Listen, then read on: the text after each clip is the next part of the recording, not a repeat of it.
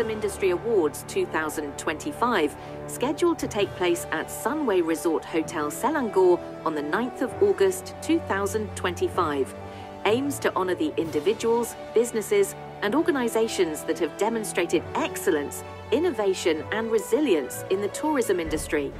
Organised by MITDA in collaboration with Tourism Selangor and Santai Travel, the Tourism Industry Awards 2025 will recognise key players across various categories in conjunction with Visit Selangor, year 2025.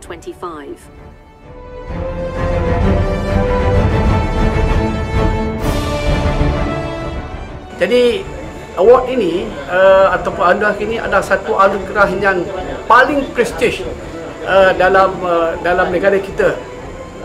Kalau kita tengok di Amerika ya, kita ada the Golden Globe Award. Ini kita taklah sama kita standard macam dia, tetapi kita punya prestige tu nilai kita tinggi macam tu.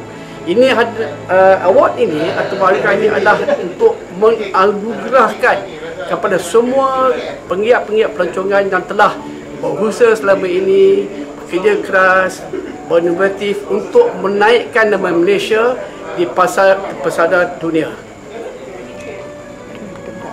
Dan pada tahun ini sebanyak 80 awards akan dipertandingkan yang akan dikendalikan oleh juri-juri yang profesional yang telah dilantik oleh Tourism Industry Award Committee ya.